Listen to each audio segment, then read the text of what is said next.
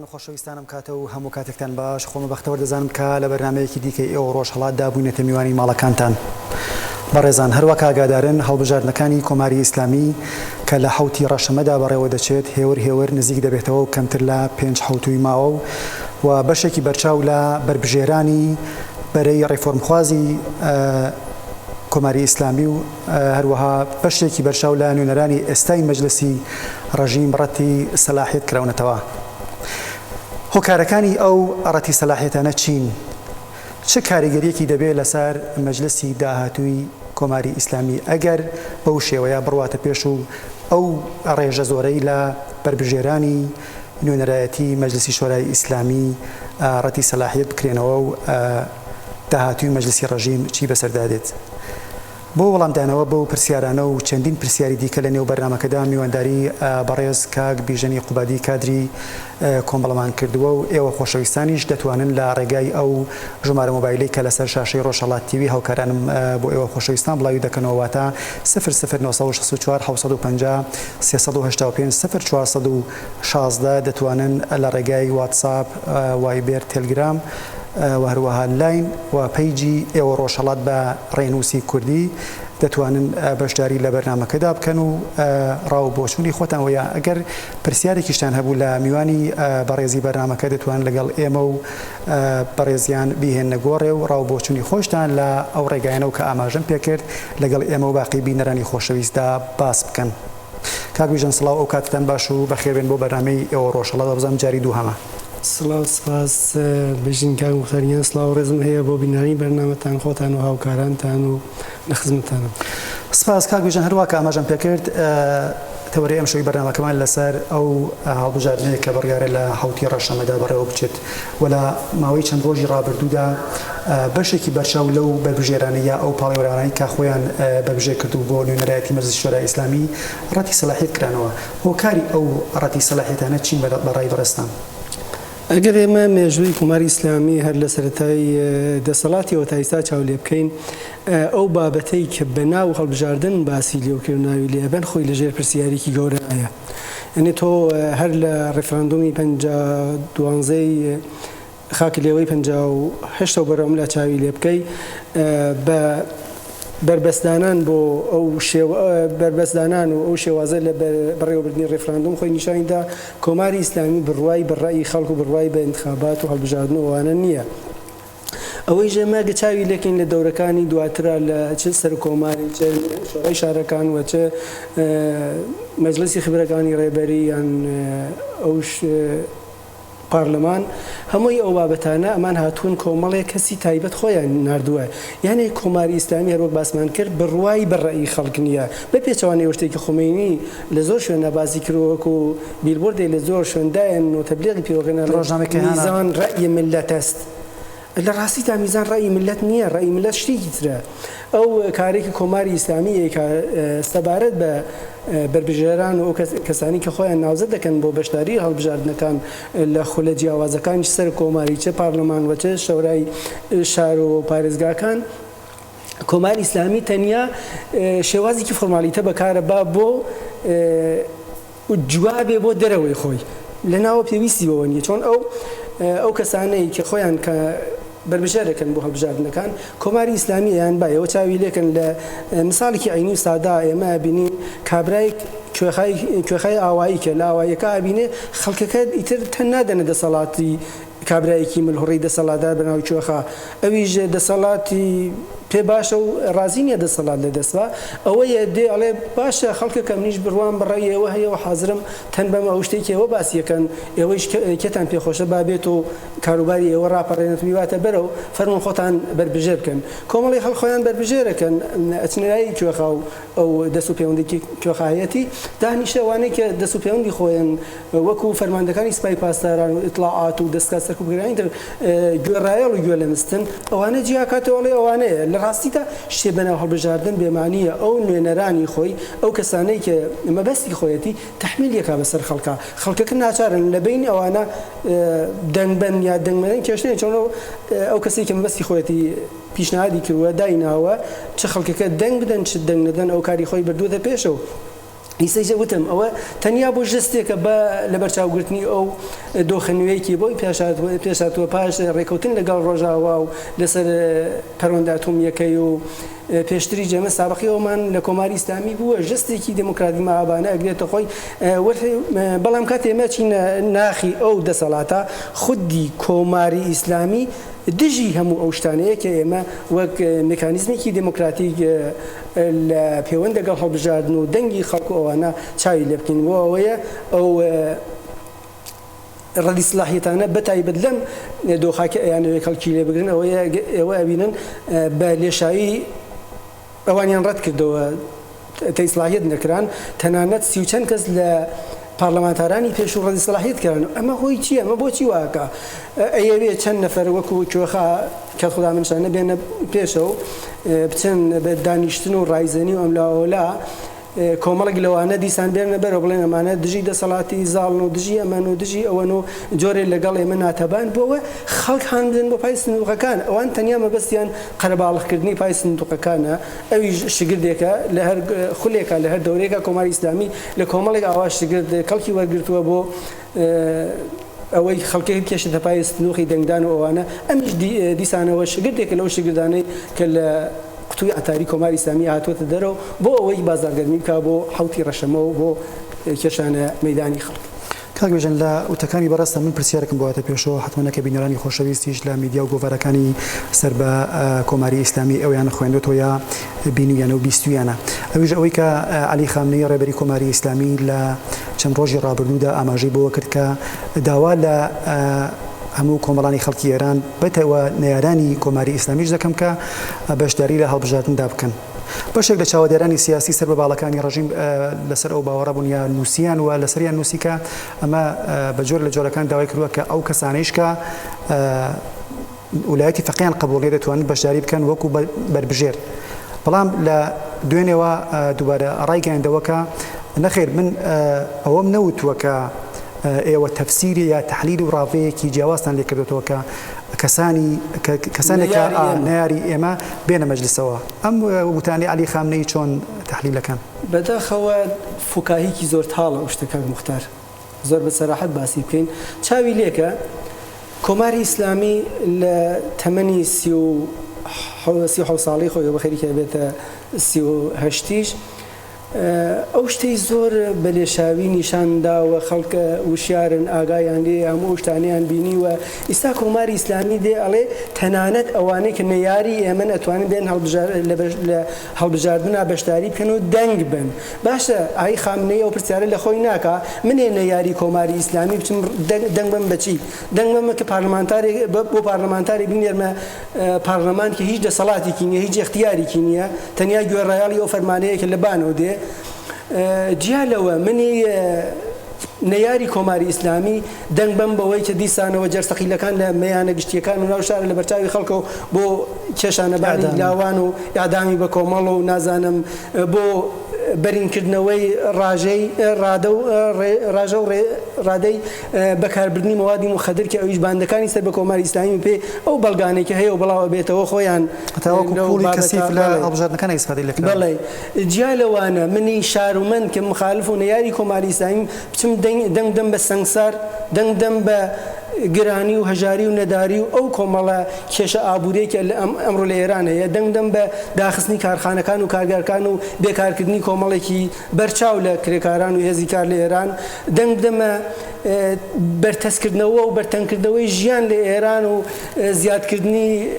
خیابانخەوەکان و منداڵانی کار و دەرچوون بەرە وڵاتانی ڕۆژاوە و هەڵاتن لە ئێران دەنگ بم بەچی یعنی ئەگە من بچم وەکو نەیاری کۆماری ئیسلامی دەنگ بم بە ئەو شتێک کە ئای خامنەی باسی ئەکا دەنگم داوەتە هەمووی ئەوانەوە لە واقع من دیستان بوومەتە ئاڵەدەستی کۆماری ئیسلامی ئەو شتێک کە من لەگەڵی نەیارم جا من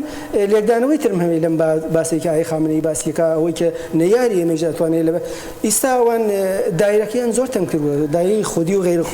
خودیەکان ئەوانن کە ئیمڕۆ دەسەڵاتیان بەدەستەوەی گوێڕایاڵی جەنابی مەقامی ڕاهبەری و پێڕەوی ویلایەتی فەقین و یەک سەرەموو لەگەڵ کێشەیەکیان نییە یەک کاڵەموو بەڵام نەیاران لە ڕوانگەی ئای خامنەی و ئەوانەیە کە تا دوێنێ شەریکی دەسەڵات بوون ئەو باقی خەڵکەکە وەکو نەیار وەک لایەنە سیاسیەکان و پۆزیسیۆنی چەندین ساڵی ئێران بزوتنەوەی کوردستان بزوتنەوە کۆمەڵایەتیەکانی تر ئەوانە وەکو نەیار حەساب ناکار حەسابیان ناکات لە ئاماری ئێران و ئێرانی بوون و خەڵکانی کە ئەبێ ڕۆڵیان بێ و کاری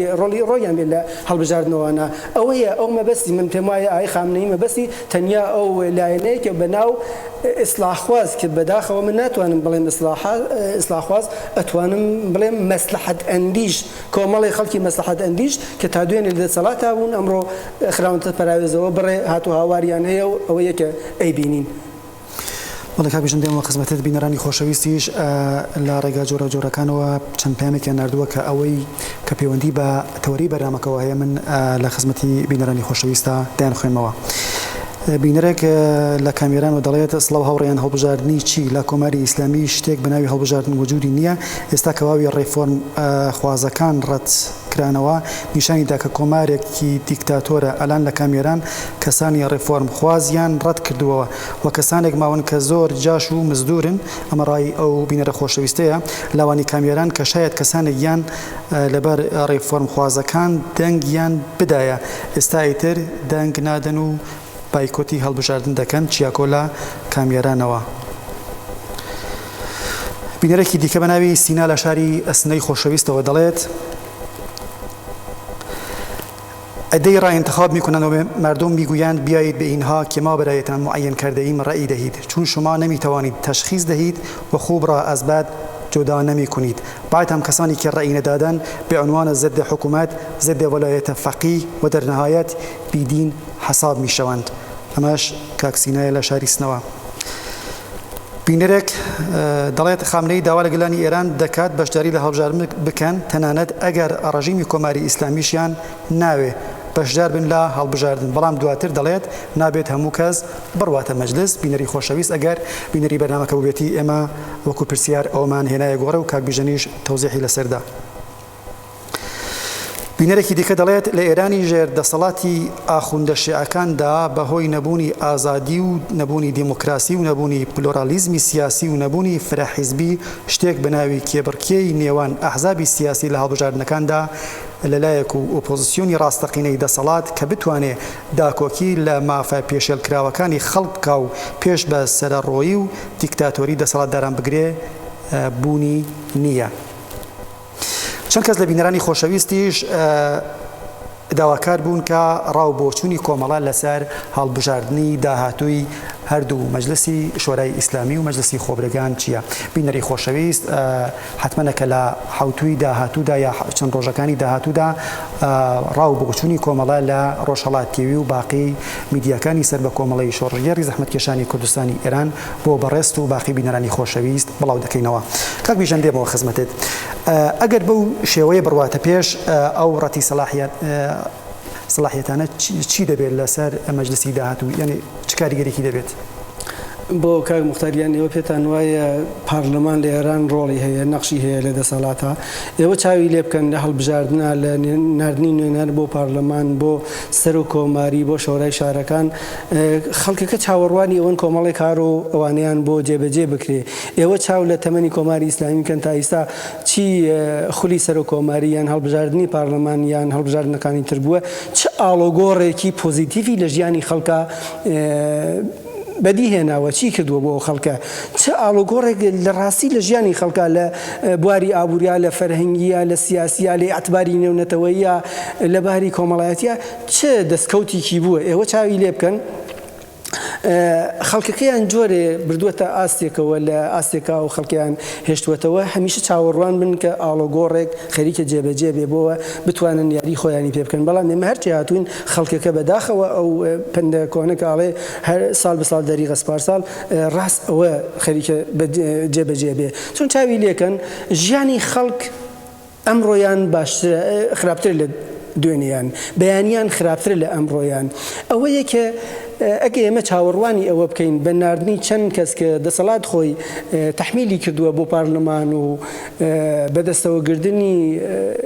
نوێنەرایەتی خۆسەپاندن بەناو نوێنەراتی خەڵکەوە بۆ ماوەی 4 ساڵمانەوە لە پارلەمان و گوێڕایەڵی دەسەڵات و هێنانارەوەی ئارای بڕێک تەرح و لایەحە و پلان و گەڵاڵەی کۆماری ئیسلامی کە بەناو دەستگای یاسادانانەوە ئێنە دەرخوردی خەڵک چاوەڕوانیەوە بکەین کە ئاڵۆگۆڕێ لە ژیانی خەڵکە حاصلە بێ زۆر بێمانایە. ئێرەجا کۆمەڵێک لەو کەسانەوە بەناو ڕفۆنخوازی لایەنی ئیسلاح تەڵەبی حکوومەتیان و چەند ساڵێکە لانیکەم لە هەفتاکانەوە بەرەو ئەملا دەسەڵاتی سید محەممەد خاتمی بەرەم لاوە هاتوون و ڕۆڵیان بووە لە هەر خولێکاو لەوانە پرسیارێکیان لێ بکەین باشە ئێوە خۆتانێک بەدەسەڵات بگەن بە پێ ئەو یاسای یاسا بنەڕەتی کۆماری ئیسلامی چیتان بووەکرێ مەگەوە شەخۆڵ خەمەرگەتان لە مەجلسی شەشەمان نەبوو لەسەر تاریفی جورمی سیاسی مەگە پەسەندکراوێکتان نەبوو چی لێ هات مەگەر لەسەر قانونی ڕۆژنامەوانی لە ئێران پەسەندکراوێکتان نەبوو مەگەمون نوێنەرانی مەجلس دەنگیان پێ نەدا چۆن چوە لای ئای خامنەی بنەیەکی ئای خامنەی ڕێی ئێوە 292 چەند کەسەکە کوژایەوە جا ئەوەیە ئەگەر ڕاستەکەن لەگە شەهامەتتان هەیە باڵی پاوەندخواز و ڕێفەرمخوازی حکوومەتی ئێستا ئەوینین ئەوە وا بووە ئێوە ئەگەر ئەو پەڕی زۆر زۆر زۆر زۆر ملاحزتان بکەن و لە بەرچاوتان بگرن و ئێرفاختان پێ بکەنەوە هاتو توانیتان 50 کەس لە کەسانی خۆتان بێن ئەو پارلەمانە ئەو 50 کەس چیان بۆکرێ لە ئامارێکی 300 کەسی پارلەمانە ئەتوانن چه پرۆژێ بەرنە پێشەوە کام ئەکسریەتیان هەیە کام ڕێژەی دەنگیان هەیە لە پارلەمانە ئەتوانن چی بکەن ئەگە واخان ڕاستەکەن شەهامەتتان هەیە ڕاستکۆن لەگەڵ خەڵکی کە درۆ ناکەن تەنیا مەبەستان لەم دووبەرەکێنانەوە درسە دووبەرەکی لە دەسەڵاتە هەیە شتێکە زەخ و بەرچاو حاشای لێ ناکرێ بەڵام ئەمانە هیچ کامیان لێ پێناو بەرژەوەندی دابینکردنی کۆمەڵانی خەڵکان بژیوی ژیان و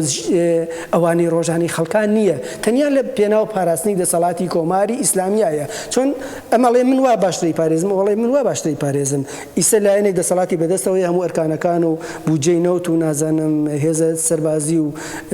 دەستگا جاسوسیەکانی بەدەستەوەیە دەسەڵات ناداتە دەستە و شەریکی قبول نییە ئەوێ تەنیا خۆی دەسەڵاتدار بێ ئەم لایەنیجە بۆ ئەوە کە پارۆیەکی دەستکەوێ ئاوا کەوتوتە هات و هاوار و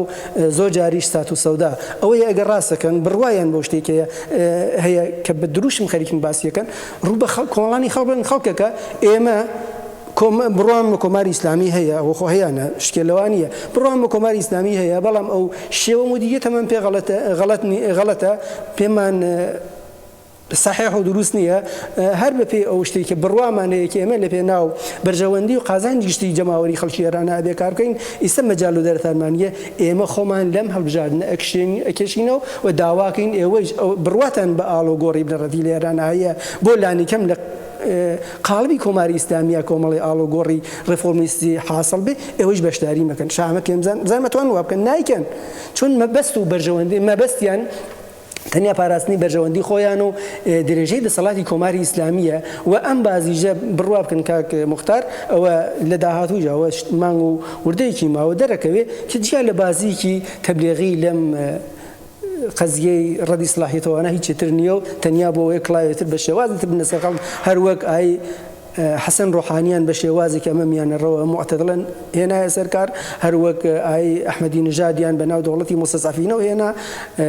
هەروەک ئای خاتەمیان بەناو دەوڵەتی ئیسلاحات و ئەوانە بەڵێ بەناو سازندگیەوە ئەو ئەمی شتگردێکی ترە بۆەوە کڵاویتر بنەسەر خەڵک بەڵێ بژن دێمەوە خزمەتێت یەکێکی دیکە لە بینەرانی خۆشەویست کە بەڵێ هێمن لە شاری بۆکانەوە دەڵێ دیکتاتۆری دەڵێت لە کۆماری ئیسلامی دیکتاتۆردا لە ماوەی 37 ساڵدا بەردەوام هەر 4 ساڵ جارێک هەڵبژاردنێک بەڕێوە چۆ خەڵکیان پێ چەواشە کردووە بێ ئەوەی درێژە بە دەسەڵاتی دیکتاتۆری خۆیان بدەن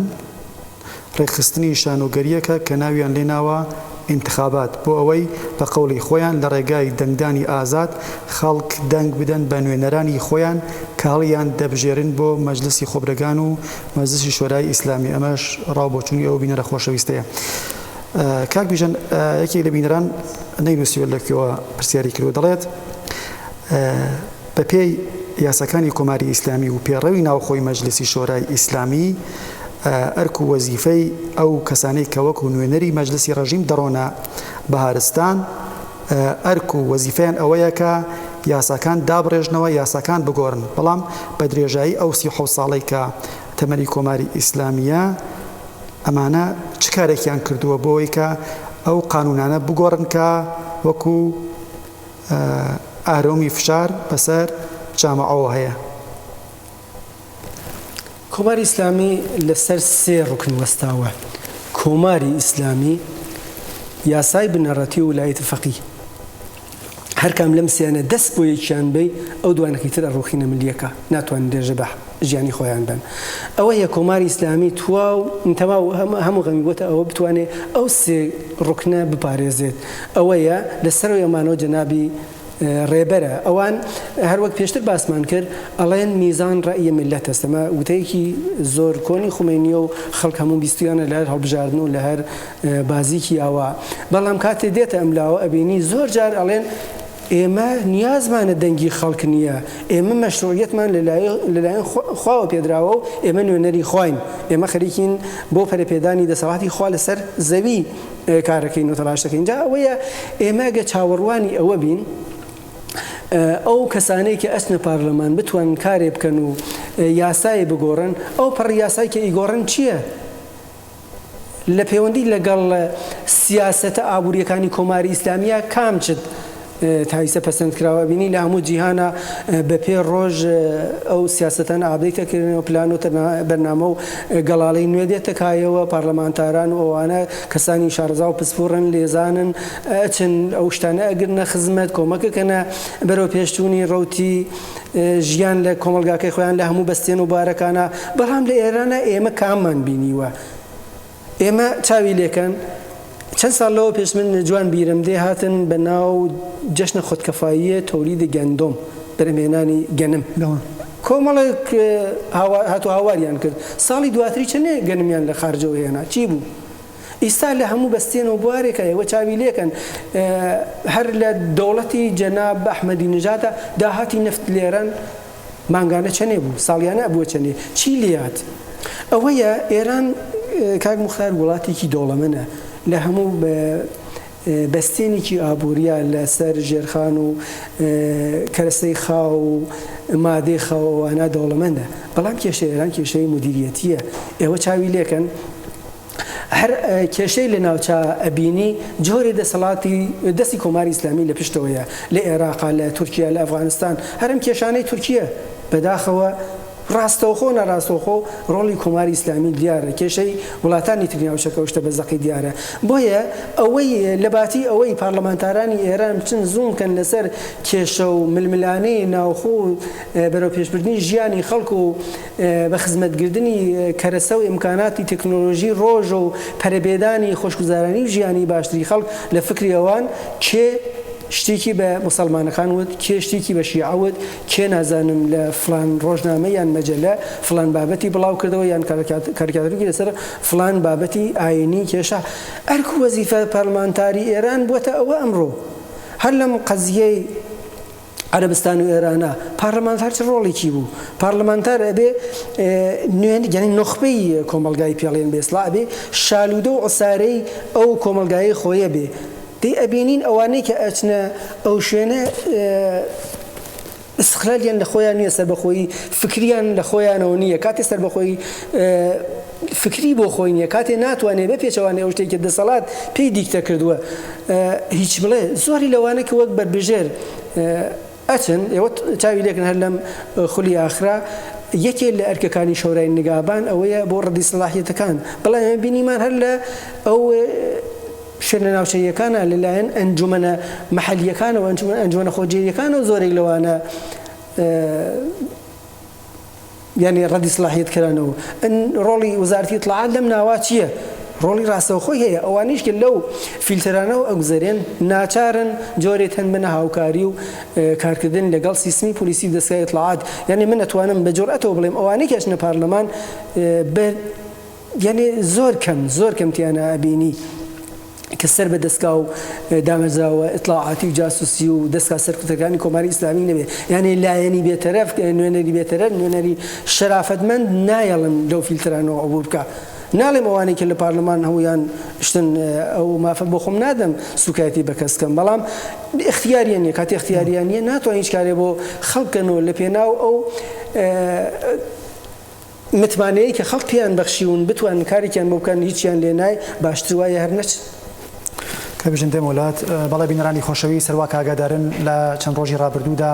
پاش ڕەتی سەلاحیەتی ئەو ڕێژە زۆرەی لە بەربژێرانی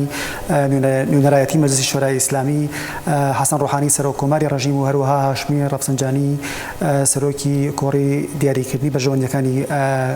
ڕەژیم ئاڕایان گەیاند کە لە هەموو دەسەڵاتی خۆیان بۆ گەڕانەوەی سەلاحیەتی ئەو کەسانەی کە ڕەتی سەلاحیەت کراون کەڵک وەردەگرن بۆ وەڵامدانەوە بۆ پرسیارە لە بیوانی بەڕێزی بەرنامەکە پاش بینین ئەو ناوبڕا دێنەوە خزمەتان.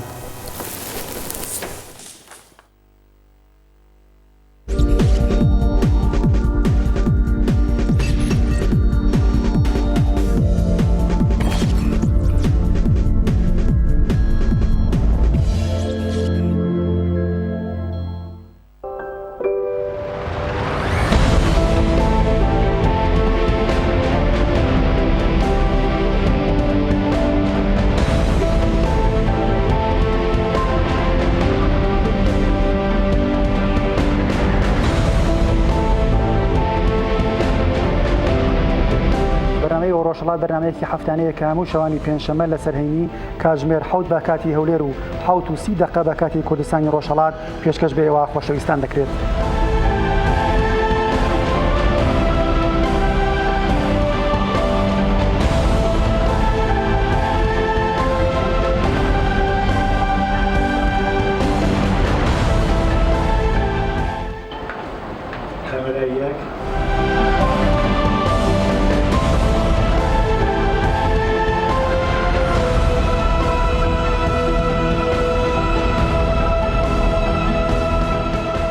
بەرنامەی ئێوە ڕۆژهەڵات بەرنامەیەکی هەفتانەیە کە هەموو شەوانی پێنجشەممە لە سەرهەینی پێشکەش بێەوە خۆشەویستان دەکرێت و هەر حوتویەکی شتەوەرەیەکی سیاسی کۆمەڵایەتی فەرهەنگی تایبەت بە کوردستانی ڕۆژهەڵات ئێران و ناوچەکە پێشکەش بێەوە خۆشەویستان دەکات و لەگەڵ ڕاوەکارانی ئەو بوارانەی کە ئاماژەم پێکرد میوانی ماڵەکانتانی.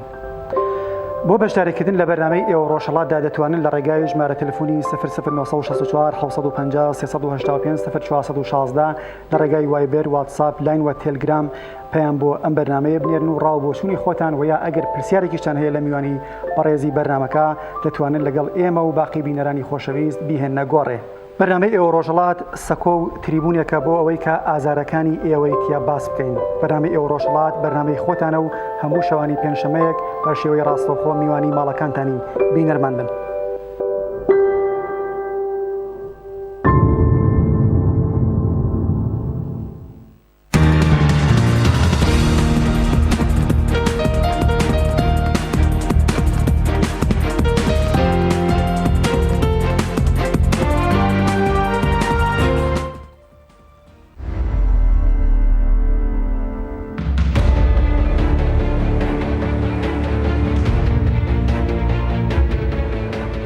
ماراتۆنی بەرجام کاکە عەبدوڵڵا بە فەرجام گەیشت. گەرەکمە تێڕوانینی خۆتان بە نسبەت ئەم قەرارداد و ئیجرایی بوونی بۆمان باسکەن. زۆر پێش ئەوە کە ئەم ڕێکەوتن نامێژ ئیمزا بکرێ و سازشە ئەتۆمیەکە بکەوێتە قۆناغی جێبەجێکردنەوە من هەر لەو بڕوایدا بووم و ئێستاشە لەو بڕوایدام کە هەڵگرتنی ئەم هەنگاوە بۆ دەسەڵات و بۆ حاکمیەتی کۆماری ئیسلامی ئێران زۆر هەنگاوێکی قورس بوو چونکە بە سەدان میلیارد دۆلاریان خەرجی ئەم بەرنامەیە کرد بوو. ئەو مەسەلە اقتصادیە توانێت تاسیری مستەقیمیشی لەسەر مەسەلە سیاسی بێت. لە ڕوانگەی ئەوە چۆن بینن؟ ئایا مەسەلەی اقتصادی ئێران لە کوتاه مدەتە حەداقل تاغیرێک ئەنچرانی ئەکات؟ ئەگەر لە گوێ بگرین بۆ کاربەدەستانی خودی کۆماری ئیسلامی هەمویان دەڵێن ئەم گفتوگۆیانە و ئەم ڕێکەوتنانە نیشانیدا کە لە ڕێگەی ئەم محاسەرە ئیقتصادیەوە هیچ شتێک جێبەجێ نەبوو بەڵکو ئەوە دانیشتن و احترام و ڕێزگرتن بوو کە ئەوانێ کرد. ڕێک پێچەوانەیە خۆشیان باش دەزان غەیری سزا ئابوووریەکان غەیری بە چۆکداهاتنی ئابووری جمهوری ئیسلامی تا ئەو ڕادەیە کە مەترسیان دەکرد ئەوەندە داروخانی ئابووری ئیتر ببێتە شتێکی ئەمنیەتی و بچێتە بواری سیاسی و ناڕەزایەتی عمومیە و ئەساسی ڕژیمەکە بەرێتە ژێر پرسیارەوە تا ئەو ڕادەیە ئەگەر ئەو فشارە نەبووە هیچ شتێکی تر نەبووە کە ئێرانی ناچار کردووە لەم ڕێککەوتنە.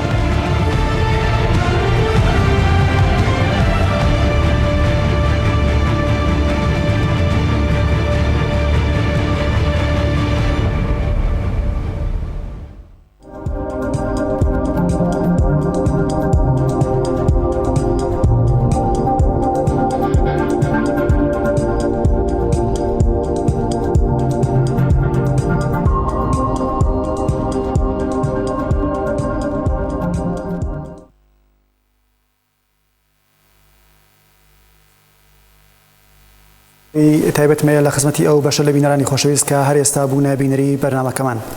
هەروەک ئاماژەمان پێدا و تەوەرەی ئەم شەوی بەرنامەی ڕۆژهەڵات لەسەر ئەو ڕەتی سەلاحیەتانەیە کە لە ماوەی چەند ڕۆژی ڕابردوودا لەلایەن شۆرای نیگابانەوە هاتە ئاراوە کە ئەویش تشکردەوەی خودی وتەبێژی شۆرای نیگابانی لەکەوتەوە بەشێکی بەرچاو لە ئۆستانداران و فەرماندارانی ئۆستان و شارە جێجەکانی ئێران دەستیان لەکار کێشایەوە بەڵام هێشتا مشخص نەبووە کە ئایا ئستەفاکان قبول دەکرێت یان نە. کاک بژەن دێمەوە خزمەتت هەروەکە پێش ناوبڕەکە ئاماژەم پێکرد حەسەن ڕۆحانی سەرۆکۆماری ڕژیم و هاشمی ڕەفسەنجانی سەرۆکی کۆڕی دیاریکردنی بەرژەوەندیەکانی ڕژیم لە میدیاکانی سەر بە باڵی ڕێفۆرمخواز و هەروەها بەشێکی بەشاو لە میدیاکانی دەرەوەی وڵاتیش ئاماژەیان بەوە کردووەکە ئەو دوو کەسایەتی ناو کۆماری ئیسلامی ڕایانگەیاندووە کە لە هەموو ئەختیارات و دەسەڵاتی خۆیان بۆ پێشکردن بەو ڕەتی سەلاحیەتانە بەکار دەبن. ئایا دەتوانن ئەو بکەن لە ماوەی ئەو پێنج حوتۆدا؟ پێشتر کاک مختار ئاماژەمان پێدا ئەمە شگردێکە خۆیان بۆ ئەوەی بتوانن و ئەم کاراکەن پێشتر تەوافقیان کردووە کە تا چه ئاستێکەمان نتوانین بەرەو پێش بچنەوەوانە من ناڵێم هەموو ئەو کێشانێکی لە نێوان باڵەکانی کۆماری ئیسلامی بەتایبەت ئەو باڵی دەسەڵاتدار و باڵی ڕەفسەنجانی یان لایەنی ڕێفۆرمخوازی هەمووی جەنگی زەرگەریە بەڵام لە پێناوە و پاراستن یەک بەرژەوەندیایە ئەوانیش پێشتر سەودای خۆیانیان کردووە لەسەر ئەوە کە ئێمە بەلێشاو ڕەتی سەلاحیەتەکەینەوە ئەم جارە شگردێکی ترمان نییە بۆ بتوانین خەڵکی پێشنیە پایسنەوەکان ئێوە بێن ببنەواستە و وەکو خێرخوازەوەوانە مداخلەی تیا بکەن و ئێمەیش حتمەن چەند کەسی تر سەر ڕایەوەی کە خۆمان پێمان ناخۆشە وەلی بەخاتر ئەوەی کە بتوانین بازاڕی هەڵبژاردن و کێشانە مەیدانی خەڵک و پایسنووەکان کەڵکی لەوە بگرین ئێمە چەند کەسی تر لەوانە ڕای خۆمان لەسەریان ئەگۆڕین و ڕێژەی ئەو کەسانی کە وەک ڕێفۆرمخواز دێنە مەیدان ئێمە ئەبینە سەر و تەنیا مەبەستی جانەوەیە وتم پێشتیش باسم کرد ئەوە هاتوو توانیان ئیستا مەسەڵەن 30 کورسیان هەیە 40 کورسیان هەیە 20 کورسی تریان پێ اضافە کرد 30 کورسی تریان پێ اضافە کرد چیان لێدی چی ئەتوانن بکەن ئەوەیە تەنیا جیا لە ئەو بابەتە نەوێ بۆ فریودانی خەڵک و بۆ کاسبکاری سیاسی لە نێوان باڵەکانی دەسەڵات لە پێناو بەرژەوەند پاراستنی بەرژەوەندی گشتی کۆماری ئیسلامی هیچی تر نیە. بەڵێکا بژن دێمە وڵات یەکێکی دیکە لە بینەرانی خۆشەویست بە نردنی پەیامێک بە شەڕی لە بەرنامەکەدا کردووە کە سپاسی دەکەین. ئەم بینەرە خۆشەویستە دەڵێت کۆماری ئیسلامی ڕێگای لە هەر شنەکرانەوەیەکی ئازاد و دموکراتیک گرتووە و بە هەموو هێز و توانای بەردەستیان و بە پارەی میلیاردی نەوت کە سەروەت و سامانی ملی خەڵکە حکوومەت بەسەر خەڵکدا کردووە و نێرانیان بە درڕندانەترین شێوە لە مەیدان دەرکردووە و بە سیاسەتی تێرۆر و کوشتن و زیندان دەسەڵاتی تەواوی فاشیستی خۆیان بەسەر کۆمەڵگای ئێراندا سەپاندووە. ئەمەش بینەرێک لە ناوخۆی کوردستانەوە کە بەشداری لە بەرنامەکەدا کردووە. بینەرێکی دیکە کە لە شاری بانەوە پێیان بناردوین دەڵێت ئایا ئەو بەناو نوێنەرانە بەتایبەتی مەجلیسی شۆرای ئیسلامی کە ئیدعا دەکەن نوێنەری خەڵکی شارەکانی خۆیان و دەچنە ئەو شوێنە و گۆیە قانوندانەرن هەوڵیان داوە و توانیویانەکە تا ڕادەیەکیش بوو بێت هەندێک لە بەندەکانی قانونی ئەساسی بگۆڕن. بینەری خۆشەویست ئەگەر بینەری بەرنامەکەمان ببێتی ئێمە ئەوە میوانی بەڕێزی بەرنامەکە باسێکمان لەو تێبینی جنابت کرد. کاک بیژەن دێمەوە خزمەتت ڕەتی سەلاحیەتە بەرفراوانەکان بەشێکی بەرچاو لە خودی بربژێرانی بەرەی ڕێفۆرمخوازی ئێرانی و یا سەرتاسەری کوردستانی گرتەوە ئەمە دەتوانێت چ پەیامێک بێت بۆ بەرەی ڕێفڕۆمخواز بەگشتی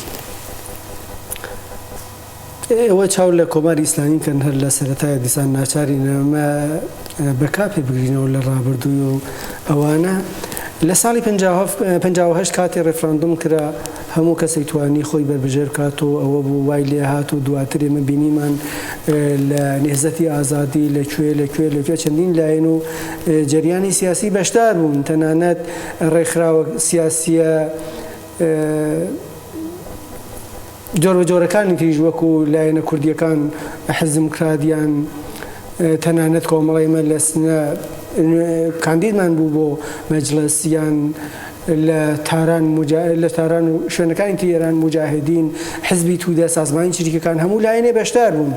بەڵام بەرە هەرچی هاتە بەرەو ئەم ئاڵقە تەنگترەوە بوو بە پێچەوانەی هەموو نورمێکی جەهانی کە هەیە لە هەر ئینقلاب و شۆڕشێکە پاش ئینقلاب و شۆڕشەکە چەند ساڵێک دەرگاکان داخراوە بەرە بازەکرێتەوە ئەو ئاڵقەیە ئەکرێتەوە بەربڵاوترە بێتەوە ئێران ڕوتی ڕووداوەکان سێبکەین لە پاش ڕاپەڕینی 57 هەرچی هاترە ئەو دایرە تەنگ و تەنگترەوە بووە ئەگە تا دوێنێ ئای مێهدی بازرگان ئەکرا سەرۆکوەزیرانی ئێران دواتر ئای بەنی سەدر وەکو نوێنەری لیبرالیزمی ئیسلامی ئەکرایە سەرۆک کۆمار دواتر نازانم کەسانی تر ڕۆڵیان بوو یان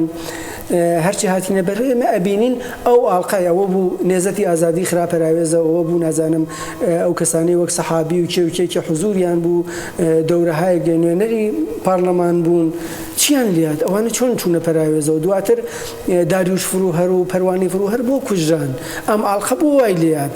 زات و ماهیەتی کۆماری ئیسلامی ئەوەیە ناتوانێت شەریک لە دەسەڵاتە قبول بکات جا ئەوەیە هەرچێ ئەو لایەنە ئیقتیدارگەرا و دەسەڵات خواز و پاوانخوازە لە ئێرانە بەقەوەترە بێ لایەنی بیرجیاواز تەنانەت ئەگەر لە بەدەنەی خودی ڕژیمی هەروەک بینیمان لە هەڵبژاردنەکانی هەشتا میحسین موسەوی چێ بوو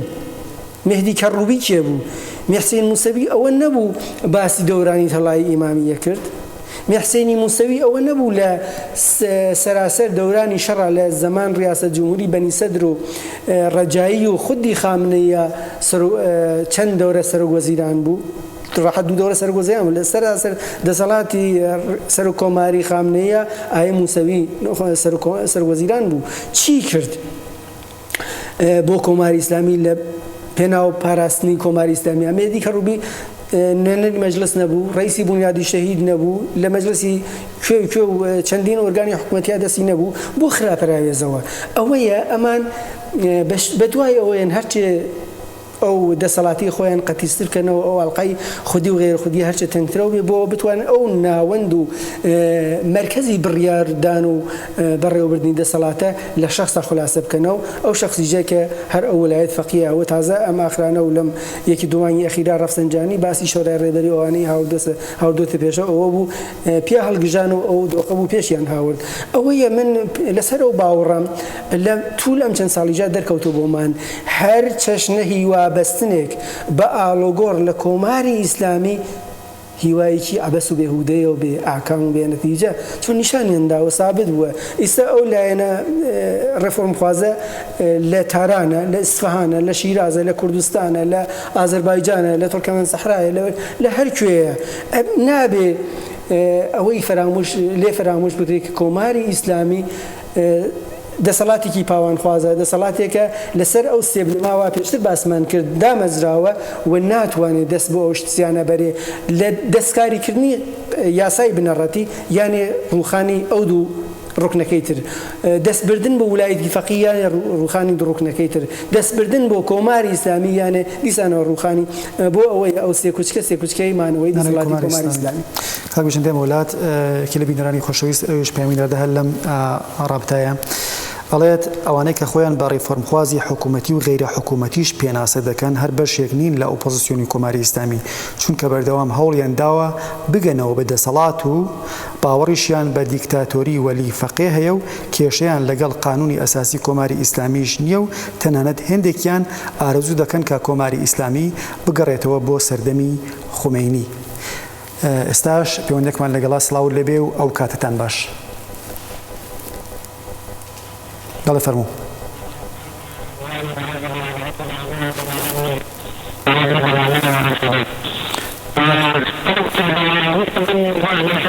داخۆ من دەنگی و بینەرە خۆشەویستەوە باشی نابیسم هاوڕێیانی بەشی فەنی بەڵێ فەرموو بڵێ بداخەوە بەشێکی بەرچاو لە بینەرانی خۆشەویست سەرواکە پێشتر ئاماژەمان پێدا لە نیو سعاتی یەکەمی بەرنامەکەدا بەشێکی بەرچاو لە بینەرانی خۆشەویست پرسیارن کردووە کە ڕاو بۆچوونی کۆمەڵە لەسەر هەڵبژاردننی داهاتووی هەردوو مەجلسی خۆبرەکان و شۆرای ئیسلامی چییە بە ئیطلاعی هەموو بینەرانی خۆشەویست و ئەم بینەرە خۆشەویستشکە پەیامیان ناردۆ بۆ ئەم بەرنمەیە ڕادەگەین کە حتمەنەکە لە ڕۆژانی داهاتوودا بۆچوونی کۆمەڵە لەسەر هەڵبژاردننی داهاتووی هەردوو مەجلسی ڕژیم بڵاو دەکەینەوە و حتمەنەکە بەرنامەی تایبەتیشمان لەسەر ئەو تەوەرە دەبێت. سپاس بۆ پەیامی ئێوە خۆشەویستان. کاک بیژان، گۆڕینی دەسەڵات یا گۆڕینی ڕوخسارەکان لە هەڵبژاردنەکانی کۆماری ئیسلامیدا بوونی بووە، بەڵام وەکو ناوەرۆک و وەکو جەوهری یا وەکو ئەوەی کە ماهیەتی خودی سیستمی حکوومەتداریەکە ئاڵوگۆڕی بەسەردا نەهاتووە، ئەمە چۆن دەبینی؟ ئەو سیستمێکی بەپێ ئەو سێ ڕوخنەوە پێشتر باسمان کرد ناچارم دیسانەوە ئاماژە بکەمەوە دامەزراوە تەنیا گۆڕینی چێهرەکان نییە. ئێوە چاوی لێ بکەن کاتێک ئای خاتەمی ئەوەی تر شتێ نییە بشارێتەوە لە خەڵکو و بتوانین نکوڵی لێ بکەین. پاش 8 ساڵ سەرۆکۆماری ئەوە بوو مەجلسی شەشەمیان بەدەستەوە بوو، ئەوە بوو سەرۆکۆماریان بەدەستەوە بوو، تەنیا هێزێکی بەدەستیانەوە دەستگایەکی بەدەستیانەوە دەستگای قەزایی بوو. دوو دەستگاکە تریان بەدەستەوە بوو چیان کرد؟ ئەوەیە ئەگەر ئێمە چاوەڕوانی ئەوە بکرین بە گۆڕانی ڕوخسارەکان ئاڵوگۆڕ لە سیاسەتی گشتی کۆماری ئیسلامی و ئاڵوگۆڕێک لە ژیانی گشتی خەڵکە حاصڵە بێ دیسانەوە پێم وابێ لە هەڵاین. چۆن وتم ئەو سیستمە زەرفیەتی ئەوەی نییە. ئەگەر زەرفیەتی ئەوەی وایە لانیکەم لەم چەند ساڵا دەستیانە بر بۆ گۆڕینی بەندەکانی. جا شتێکیش هەیە ئەو یاسایەکی کۆماری ئیسلامی هەیەتی سەرڕای هەموو کەلێن و کەلەبەرەکان کە هەیەتی سەرڕای هەموو نەقس و کەمبودێکە هەیەتی، بەڵام شتێتریش هەیە ئەویش ئەوەیە لە هەر کوێکە ئەمان پیان باش بێ ئەو لایەنێکی دەسەڵاتی بەدەستەوەیە تەفسیر بە مەیلیەکە بە پێ ڕای خۆی ئەی گۆڕێ. ئەبینی یاساکە بە سەراحەت شتێکی باس کردووە، بەڵام بەرژەوەندی لایەنی دەسەڵاتداری تیان نییە، ئەبێ لە بەرژەوەندی خۆی تێپەڕێ، ئەبێ پێ بنێتە سەر بەرژەوەندی خۆیە. ئەوەیە تەفسیر بە مەیلیەکات و 1001 تەفسیری بووە تاشێ. هەروەها لە باوەڕە فکری و ئاینیەکانی جیا ئەو شگریان بردووەتە کارێمە لە توو لەم چەند ساڵا ئەبینین. هەر ئەوە نەبوو خومینی خۆی وتی بیستنی دەنگی ژن لە دەستگا ڕاگەیاندنەکان و حرامە. هەر ئەوە نەبوو فتوای حرامبوونی گۆشتی بەستو یان گۆشتی یەخزەدەیدا دواتر بە کۆپۆنی لە نێو خەڵکا بەڵاویانەکردەوە. ئەمانە بەپێ بەرژەوەندی خۆیان لە ڕاستای پاراستنی دەسەڵاتی کۆماری ئیسلامی و درێژەی حیاتی خۆیان و دەسەڵاتدارەتی خۆیان حازرن تەنانەت پێ بنێن سەر بڕواعینیەکانی گیان و بڕواعینیەکانی گیان نەقس بکەن. کاکبژان پەیوەندێکمان لەگەڵا دوای دێمەوە خزمەت ئەگەر وتێکی ئیزافەتەیە سڵاو لەبێ و ئەو کاتتان باش. سڵاو کاک موختار دەستخۆشیتم لە بەرنامەکەتان. سپاس دەکەین فەرموو. ئەوە فقط گەرەک بووەوە ئاشتان بکەم کە لەوەی کە تەحریمەکان لەسەر ئێران ژمارەیەک لە تەحریمەکان سوبارەت بە پرسە ئەتۆمیەکان دابراون ئەتوانێت هەلێک بێت فرسەتێک بێ بۆ ڕەخساندن بازاڕگەرمیەتر بۆ هەڵبژاردن یان نە؟ کاریگەری لابردنی گەمارۆکان لەسەر ئەم هەڵبژاردنەی داهاتوو مەبەستانە. بەڵێ بەڵێ بەڵێ کاکبژن فەرموو. بەڵێ ئەوە شتێکە بە دڵنیاییەوە کۆماری ئیسلامی لێ کەڵک وەرەگرێ بەرهەبەرداری خۆیەکە و ئەوەیە کە بەڵێ نەدا کە نەخێر ئەوەی تر ئێمە داراییەکانمان داراییەکە ڕاگیراوەکانمان ئازاد کراوە، ئەو نە میلیارد دلارمان بۆ ئازاد کراوە، چیمان بۆ کراوە، چیمان بۆ کراوە، ئەوە نەوتمان خەریکی نەفرۆشین، بازاڕی ئازاد بەرە ڕوومان کراوەتەوە، بازاڕی جەهانی هەموو کارێک دەتوانین بکەین. جا باسەکە ئەوەیە ئەمە تەنیا شەگردێکە بۆ ئەوەی کە بتوانن جۆرە هیوا بە خەڵک بدەن بۆ بەڕێوەبردنی سیاسەتەکانی خۆیان، بەڵام ئەبێ خەڵکەکە دڵنیا بن. ئەوە بوو لە کاتی شەڕ ئەیانوت ئەگە شەڕ تەواو بێ ئێران ئەبێتە بەهەشت، شەڕ تەواو بوو وتیانەوە ئایا ڕەفسەنجانی خەریکی دەوڵەتی سازندگیە ئەوە چی لێ دێ خراپتر بوو لە دەورانی ئیسلاحات وتیانەوە ئیسلاحات هاتووە و خەڵکەکە وایان لێ ژیانیان چییە بێ ئەوە بوو دیمان دیسان خراپتر بوو هەرچی بەرەو پێش دێ لە دەسەڵاتی ئەحمەدی نیژادا لە ماوەی سەرۆکۆماری ئەحمەدی نیژاد لە ماوەی دەسەڵاتدارەتی و سەرۆکۆماری دواتر ئای حەسەن ڕۆحانی یا حەسەن کلیددارە ئێمە بینیمان ئەو شتانە هەمووی بە پێچەوانە بوو ئێوە چاوی لێکەن هەر ئەو کەسەی وەکو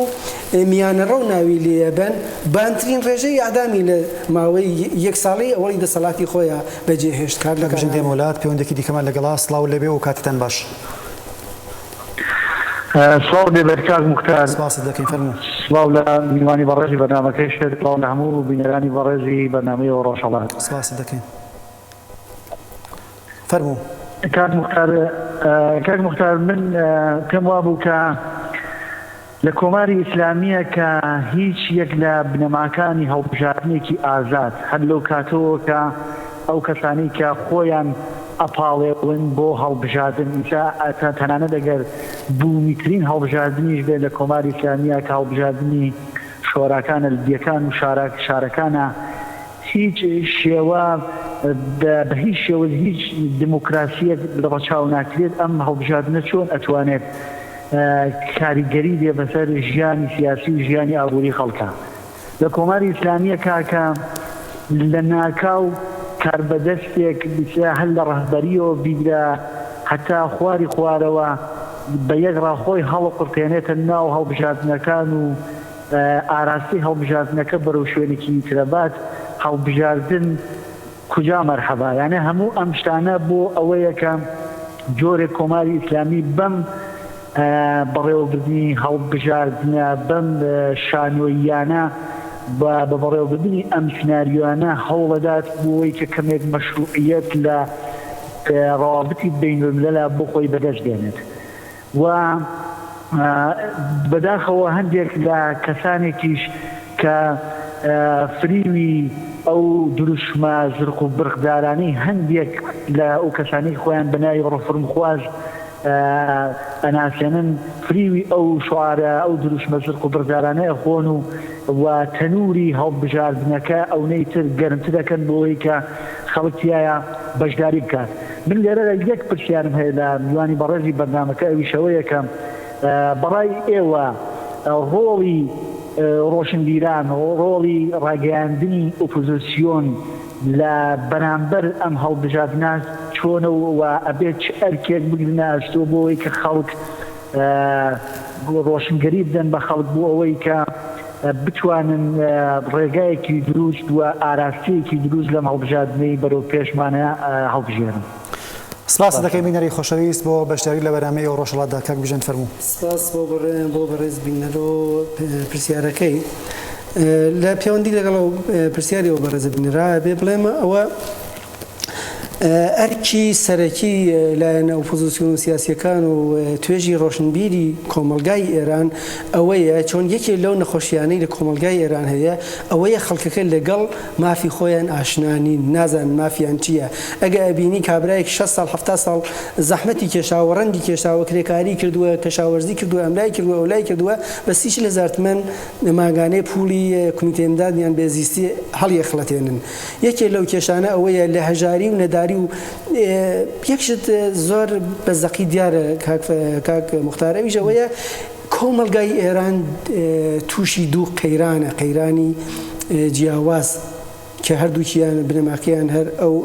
وەزیفەیەکە لە ئێران حاکمە یەک فەقری فەرهەنگیە دوو فەقری مادیە فەقر مادیەکە قابل تەحەموڵە بەڵام بەداخەوە فەقر فەرهەنگیەکە فاجعەیە بەداخەوە کۆمەڵگای ئێران تووشی ئەو فەقەیە ناوێ ویشارینەوە ئەگە فەقری فەرهەنگیمان نەبێمە لەسەر ئەوەی کرد کارکردی دەسەڵات چییە فەلسفەی دەسەڵات چییە دەوڵەتیانی چی حکوومەتیانی چی دەسەڵات فەلسفەی وجودیەکەی چییە دەسەڵات چۆن پێک دێ دەسەڵات ئەو هێز و توانایی خۆی لە کۆ ئەگرێ سەرچاوی ئەو دەسەڵاتی دەسەڵات کە هەموو دەستگای یەقتدار و سەرکوت و ئابووری وڵاتی بەدەستەوەیە لە چۆوە دێ کاتێ منی شارومەن کاتێ منی هاوڵاتی ئەو شتە بزانم بەسەر یا زاڵ بە مافی خۆم بزانم ڕەحەت ئیجازە نادەم هەر کەسێ بێت مافەکەم پێشێرکە جا ڕساڵەت و ئەرکی ڕۆشن بیر و پۆزیسیۆنی پێشکەوتن خواز ئەوەیە بتوانێت کۆمەڵانی خەڵ لەگەڵ مافەکانی خۆیان لەگەڵ بەرژەوەندەکانی خۆیان لەگەڵ ئەو شتێکی حەقی خۆیەتی نە ئەوەی شتە وەکو خێر پێبەخشن ئاشنا بکاتەوە جا ئەرکی تەکتێک ئەو کەسانەی کە لێ ئەزانن لەو بوارە زانستیان هەیە ئیطلاعاتیان هەیە زانیاریان هەیە زاناییان هەیە بتوانن ئەو ڕۆڵە بگێڕن و خەڵک لەگەڵ مافەکانی خۆیان ئاشنا بکەن بۆەوە نەتوانێت هەر کەسێ هەڵستا و بە بیانۆیەکەوە ئەوەی ئەمڕۆی من لەدەست کۆماری ئیسلامی ڕزگارمان بوو لە دەسەڵاتی ئاینی کۆماری ئیسلامی ڕزگارمان بوو مادامێک کە خەڵکەکەمان تووشی ئەو کێشەی فەقری فەرهەنگیە حەقی خۆی نازانێ حەقی خۆی نازانێت چیە دیسان لایەنی تر بەناو ئاینی ترۆ بە شێوازی ئاینی ترۆ دێتە مەیدان و دیسان کڵایەتی لەسەر کات و لە خزمەت بەرژەوەندیەکەی خۆیان بەرژەوەندی خۆیان ئەگرێتەکە هەروە ئێستا لە ڕۆژهەڵاتی ناوەڕاستە شتە زۆر بەزەقی و بەرچاو دیارە کابژەندەمەوە قسمەتێت یەکێ لە بینەرانی خۆشەویست پەیامێکی ناڕوو دەڵێت سڵاو بۆ بەرنامەکەتان سڵاو ڕێزم هەیە بۆ کۆمەڵە کاکیگەن لە وڵاتێکە زوڵم و زۆر دەسەڵاتی هەبێت لە وڵاتێکە خامنەیی ئەڵێ ئەوانەی کە حکوومەتیان قبول نییە دەنگ بن بەڵام ناتوانن بەڵام نوێنەری ناتوانێت کە بێتە مەجلس وەلایەتی فەقیه قبول نەبێت کاکیگەن ئەوەی کە ئێمە لە مردممان پرسیوە کەس بە دەوڵەتێکی وا دیکتاتۆر دەنگ نادات بینەرێکە نەینووسیوە لەکوێوە پەیامی ناردووە بینەرێکی دیکەت ئەوەی نەینووسیوە ئەمیش بەڵێ لە پیرانشار ئەوەی کا کۆماری ئیسلامی ئەوڕۆ ئارەزووی دەکا بێدەنگی خیابانەکانی ئێرانە و نایەوێت لەو بحرانە سیاسی و اقتصادیە کە تێکەوتووە و سەراسەری ئێرانی کردووەتەوە وەزعەکەی لە ناوخۆ لێ ئاڵۆز بکرێت و بۆیەش هەموو هەوڵی ئەوەیەکە انتخاباتی مەجلسی شۆرای ئیسلامی و خوبرەگان لە کەشوهەوایەکی زۆر ئارام و بەبێ هیچ گیر و گرفتێک و بە بەشداری هەرچی زۆرتری کۆمەڵانی خەڵکی ئێران بەڕێوە بچن. پرسیارێکم لە میوانی بەڕێزی بەرنامەکە هەیە ئەڵێت تەرفەندەکانی کۆماری ئیسلامی چین بۆ ئەوەی کە خەڵکانێکی زۆر بڕۆنە سەر سندوقەکانی دەنگدان بینەرێک لە شاری پیرانشارەوە. وڵامی و بینەر بەرزا بێ بڵین ئێمە خۆتان شاهدن لە مەیدان ئابوون لە نێو شارەکانان لە وڵاتی لە ئێرانە حوزورتان بۆ ژیاون هەر سەروبەندێک و هەر خولێکی هەڵبژاردنا کۆماری ئیسلامی شێوازێکی گردووەتە پێش بۆ ئەوە تەرفەندەکانی کۆماری ئیسلامی یەک و دوان نین بە هەموو شێوازێک کەڵک وەرەگرێ ڕۆژێ بەناو ئێستاخواز ڕۆژێ بەناو هێنانی دەوڵەتی مۆزەزەفین ڕۆژێ بەناو دەوڵەتی مێروەرزی ڕۆژێ بەناو تدبیر و امید هەر ڕۆژێ بە بیانۆیکەوە بە بەهانەیەکەوە لە هەر خولێکە خەڵکەکەی هێشێتە مەیدان ئەوە خەڵکەکەی ئێمە نابێ فریبی و بازیانە بخۆن جا ئێوە بینەری بەڕێساوی لێ بکەن کۆماری ئیسلامی بە درێژایی تەمەنی خۆی لەو شێوازەی استفادەی کردووە خەڵکی ئێمەش بەداخەوە هەر خولێکاو چوونەتە پای و بڕێ جاریش پێشوازیان لێ کردووە و وەڵامی داخوازەکانی کۆماری ئیسلامیان داوەتەوە تنووی ئەرە و بینەری بەرنامەکە پێشتر باسی کرد وی تەنووری هەڵبژاردنیان گەرم کردووە بەڵێ بەداخەوە وایە مادامێک کە ئەوان ئەتوانن لە هەستی ئێمە کەڵگوەر بگرن و هارمان بدەن و لە ئەو دوو شتێکی پێشتر باسمان کرد وەکو دوو لایەنی فەقری فەرهەنگی و فەقری مادیەکەمان کەڵگوەر بگرنەوە تا زمانێک خەڵکەکەمان وشیار نەبن کە مافیان چییە و حەقیان چییە و دەسەڵات کارکردی چییە و فەلسەفەی بوونی دەسەڵات چییە ئەوە ناتوان ناواسوار بن هەر شاری پیرانشاری خۆتان ئێوە لە بەرچاو بگرن ئەگەر خەڵکی پیرانشار نەبن ئای فەرمانداری پیرانشار فەرمانداری کییە ئای شارەداری کییە ئای ڕئیسی دایرەی سەرتی ئەسناد و سەرتی ئەحواڵ ڕئیسی کام ئیدارەیە کاری کام ئیدارە ڕاپەڕێنێ ئەوەیە دەسەڵات فەلسەفەی وجودی بەستراوەتەوە بە بوونی خەڵکەوە هەرچی ئەو خەڵکەوە ئەو کۆمەلگا ئاگاتر بوون حیتەی دەسەڵات و دایرەی دەسەڵات و دەسڕۆی دەسەڵات ئەتوانێت مەحدود و بەرتەسر بکاتەوە لە پێناو بەرژەوەندی و قازانجی گشتیە پس ئەوەیە ئێمە خەڵکەکەمان وشیار بن نەچنە ئەو بازیە و ئەو بازیە دیسانەوە نەتوانێت کاری لەسەریان بکاتەوە بە دوای متالبات و خواستەکانی خۆیانەوە بن ئەو ئەوانەی کە ئەچنە پارلەمان ئەوانەی کە وەکو نوێنەر لە حوتی ڕەشەمە لە سندوقەکان دێنە دەرەوە نوێنەری خەڵک نین ئێمە ڕێیان پێبین یا ڕێیان پێنین ئەوان کۆمەڵێک ئەوەنە پارلەمان بەڵام ئێمە ئەگە تەنانەت گەرەکمانە بەشداریکەین کۆمەڵێک خواست و داخوازی گشتی بخەینە بەرباس بڵین ئێمە بە مەرجێک دەنگەدەین ئەو شتانە جێبەجێ بکەن هەر ئەو ئەزانی جێبەجێ ناکرێت کۆماری ئیسلامی زەرفەتی جێبەجێکردنی ئەو خواست و ویستانەی خەڵکی نییە بەڵام هەر ئەوەی کە باس ئەکرێ هەر ئەوەی خەڵک کۆمەڵی داخواز و ویستی خەڵک بڵاوە بێتەوە خەڵکەکە وشیارە بنەوە ئاگا بنەوە ئەو خۆی دەستکەوتێکە بۆ ئەو خەڵکە کاگوژن دێمە وڵات بینەرێکی خۆشەویست کە نوێنویسی لەکەوە پێمینار دەڵێت بەڕوونی بۆمان دەردەکەوێت کە مەجلیس و نوێنەرانی ساحەبی هیچ ئیرادەیەکی سیاسی نەبوون و ناتوانن بێ ئیزن و ئیجازەی وەلایەتی فەقیه و ڕەهبەرەکەی کە عەلی خامنەییە هیچ قانونێک بە قازانجی خەڵک پەسەند بکەن و دفاعی لێ بکەن و تەنیا دەبێت لە چوارچێوەی ئەو اختیاراتەی کە لە شۆرای نیگابان و بەیتی ڕێبەری و وەزارەتی ئیطلاعات و هەموو ئۆرگانە ئەمنیەتیەکانی ڕەژیم کە لەسەر مانەوەی کۆماری ئیسلامی سوورن مامەڵە لەگەڵ خەڵکی خۆیان و کۆمەلگادا بکەن ئەمەش پەیامی ئەو بینەرە خۆشەویستەیە کە نووسیوە لەکوێوە پەیامی ناتوە کاک بیژن هاوڕێن هاوکارم ئاماژەکەن کە 4 دقەمان ماوەوە کەمتر لە 4 دقەش ئیشارەکەن بەپێی خودی لێدوانەکانی بەرپرسانی کۆماری ئیسلامی لە عەلی خامنەی و بگرێت تا دەگاتە فەرمانداران و ئوستانداران و شارەدارەکانیش تەنانەت ئەم هەڵبژاردنەی حوتی ڕەشەمەی داهاتوو گرنگترە لە هەموو هەڵبژاردنەکانی کۆماری ئیسلامی بۆ ئەوان ئەزمموی هەشتیان هەیە ئەو ڕاپەڕی نەجەماوەریە ئێران کۆمەلگای ئێران جیا لەو بابەتی کە باسمان کردوەکو لایەنی فەقرەکەی یەک شتیجی هەیە وەکو شێوازێکی مێژووی لە ناخی کۆمەلگای ئێران هەیە کا موختارەویج ئەوەیە کاتێ لە پاش هێرشی لەسەر عەرەبەکان بۆ ئێران داگیرکردنی ئێران بەپێی ئەو بەرژەوەندەی کە خەڵکی ئێران بوویان هاتن ئەوانیان جیا کردەوە ئەوە بوو لە ئێران ئەو لایەنەی کە بەرەولای عەلی وەکو یەکێ لە دەسەڵاتدارانی عەرەب گرایشی بۆ زۆرتر بوو بۆ شەڕ لەگەڵ لایەنی تری ئەیانەویست شەڕەکە لە خۆیان دوور بکەنەوە ئەوەی هەر بەپێی ئەو شتە ئەو پەندی فارسیە دامەزراوە ئەڵێ حب عەلی ئەز بغض عومەر هەست ئەمە واقعیەتێکە لە کۆمەلگای ئێرانی ئەم ڕۆژە ئەگەر ئێمە وەک واقعیەتێ لە بەرچاوی بگرین کۆماری ئیسلامی باش ئەزانی ئەوانەی کە لە ڕاپەڕینەکانی هەشتا بەپێی پاش ئەو ڕاگەیانی ئاکامی هەڵبژاردنەکان کۆمەڵی لەو خەڵکانە بەپێی ڕاگەیاندنی میدیاکانی کۆماری ئیسلامی ئەڵێ 6% لەوانەی کە لە خیابانەکانە داوایانە کرد ڕەئی منکوو شناسنامەکان و ناسنامەکانی مۆری نەخۆیان لە هەڵبژاردنە بەشداریان نەکرد بوو بەڵام بۆ چاوی لێکە بۆ دەرفەتێک ئەگەڕن بۆ مەجای ئەگەڕن بۆ بەیان ناڕزایەتی و اعتراض و دەربڕینی ئەو کاک بژمە داخەوە کاتی بەنامەکە کۆتایی پێهات بەڵێ بینەرانی خۆشەویست بەم شێوەیە گەیشتینە کۆتایی بەرنامەی ئەم شەوی ئێوە ڕۆژان وەسپاتی هەر هەموو ئێوە خۆشەویستان دەکەم کە تا کۆتایی بەرنامەکە بینەری ئەم بەرنامەیە بوون و وەڵامی هەموو ئەو پەیامانەی کە ئێوە خۆشەویستان لەسەر ئەوەی کە ڕاو بۆچوونی کۆمەڵە چییە لەسەر هەڵبژاردننی داهاتووی هەردوو مەجلسی شۆرای ئیسلامی مەجلسی خۆبرەکان حتمەنەکە لا ڕۆژانی داهاتوودا ڕاو بۆچوونی کۆمەڵە لەسەر مەسلەی هەڵبژاردن لە میدیاکانی کۆمەڵەوە حتمەن کە بەرنامەی تایبەتیشمان لەسەر ئەو تەوەرە دەبێت تا پێنجشەمەی داهاتوو و بەرنامەیەکی دیکەی ئێوە ڕۆژهەڵات هەر شاد کامەران و بەختەوە بژین ماڵەوە.